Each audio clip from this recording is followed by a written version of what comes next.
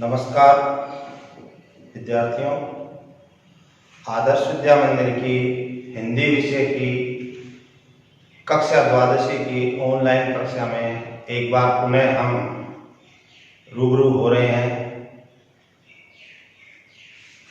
सृजना पुस्तक का काव्यखंड हमने प्रारंभ कर रखा है और इस श्रृंखला में प्रथम अध्याय संतवाणी, उसका हम सप्रसंग व्याख्या का अध्ययन कर चुके हैं।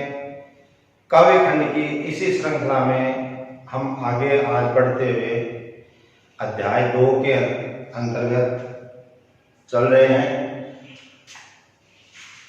काव्यखंड के, जिसको आप पद्य भाग भी कहते हैं, अध्याय 2 के नाम है भ्रमर गीत से चयनित कुछ पद, और यह है सूरदास जी के द्वारा रचित। विद्यार्थियों, आपकी जो परीक्षा है उसके अंतर्गत एक प्रश्न रचनाकारों, कवि कवित्रियों, साहित्यकारों, इनसे संबंधित एक प्रश्न आता है। सूरदास की दूसरे अध्याय की सप्रसंग व्याख्या का अध्ययन करने से पूर्व अपने इनसे संबंधित जो जीवन परिचय का प्रश्न है उसके बारे में आज हम अध्ययन करेंगे। विद्यार्थियों, ये आपको बिंदु के रूप में समझाया जा रहा है, संक्षेप रूप में, जिससे हम इसको याद रख सकें। परीक्षा में आपको इसको गद्यांश बना करके लिखना है, जिसको आप पैराग्राफ कह सकते हैं, उसके रूप में लिखना है। ब्लैक बोर्ड पर मैंने आपको समझाने के लिए आप इसको सेव कर सको, इस हिसाब से आपको लिखा गया है। सर्वप्रथम किसी भी साहित्यकार का जीवन परिचय प्रारंभ करने से पूर्व जन्म से उसकी शुरुआत होती है।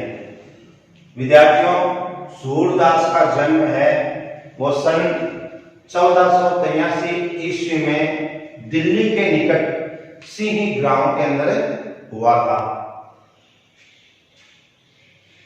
ऐसा माना जाता है कि सूरदास है वो जन्म से ही अंधे थे, और साथ साथ कहीं कहीं यह भी पढ़ने को मिलता है कि एक बार सूरदास जी जंगल में किसी मार्ग से अपने गंतव्य स्थल की तरफ जा रहे थे, तो ऐसा बताते हैं कि अंधे होने के कारण से उनको कुआं दिखाई नहीं दिया और उस कुएं के अंदर गिर गए, और वहां पर 6 दिनों तक ऐसा बताते हैं कि कुएं के अंदर ही पड़े रहे।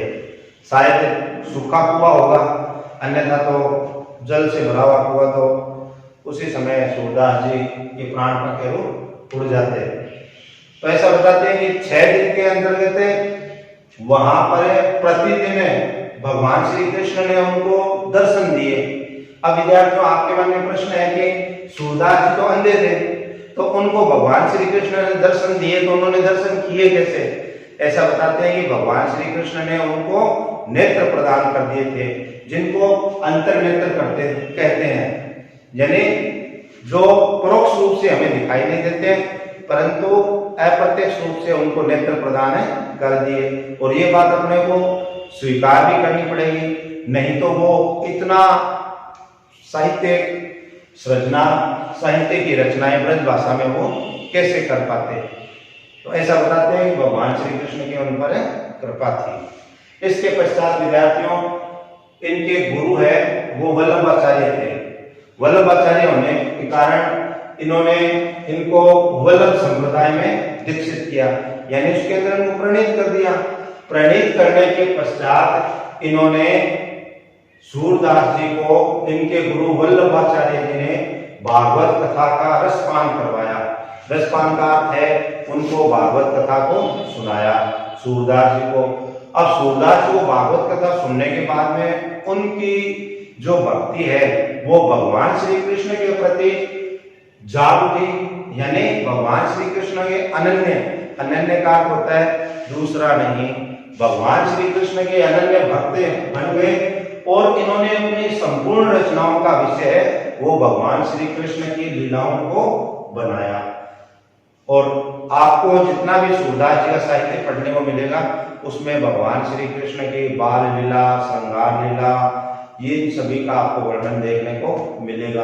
अन्य किसी देवी देवता का आपको उल्लेख इसमें नहीं मिलेगा। कारण कि इनके गुरुजी ने इनको भागवत कथा सुनाई और भागवत कथा है आपने को पता है भगवान श्री कृष्ण पर पूर्णतः आधारित है।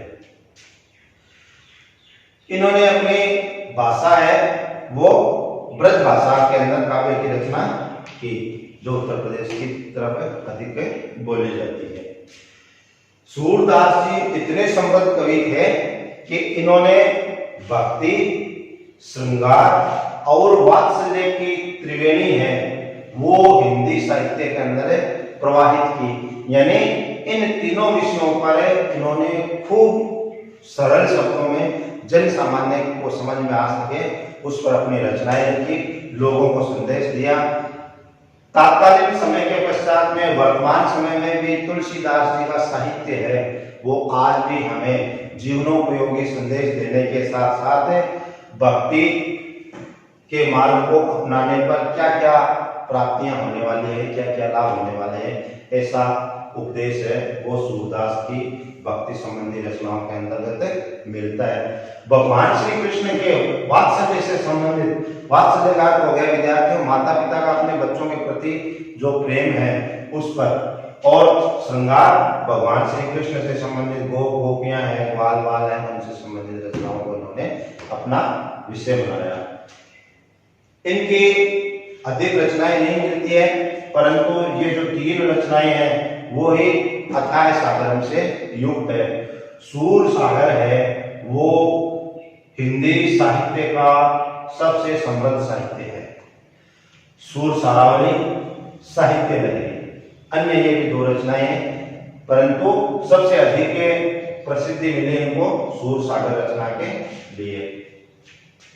विशेष के अंतर्गत सूर का काव्य है वो हिंदी साहित्य की अमूल्य निधि जिसका कोई मूल्य नहीं चुकाया जा सकता, निधि में से खजाना। तो सूर का साहित्य रचनाएं अन्य कवियों ने भी की है, अन्य बहुत कवि हैं परंतु सूरदास जी का साहित्य है वो हिंदी साहित्य की अमूल्य निधि हिंदी साहित्यकारों ने स्वीकार किया है।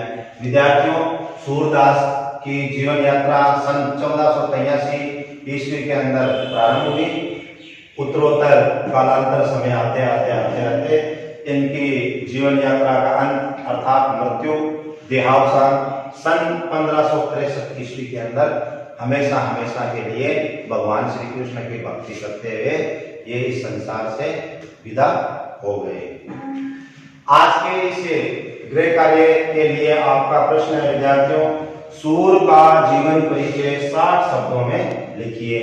इन बिंदुओं को काम में लेते हुए एक पैराग्राफ के रूप में आपको 60 शब्दों के अंतर्गत लिखना है। विद्यार्थियों परीक्षा में पंक्तियां नहीं गिननी है, एवरेज एक पंक्ति में 10 शब्द मानते हुए अपने को इस हिसाब से लिखना है। कवि परिचय से संबंधित जो भी प्रश्न है उसको आप इस बिंदु के रूप में याद करें तो आपको परीक्षा की कलम से पूरे अंक लेने में कोई असुविधा नहीं होगी। अगले जो अपना ऑनलाइन वीडियो आएगा उसके अंतर्गत इस अध्याय से संबंधित सूरदास के पद की सह प्रसंग व्याख्या पढ़ेंगे और आप अपना गृह कार्य रफ रजिस्टर में करके और विद्यालय के ग्रुप में भेजें। ईश्वर आपको बोर्ड की परीक्षा में अच्छे अंक प्राप्त करवाए। ऐसी मंगल कामनाओं के साथ आज का वीडियो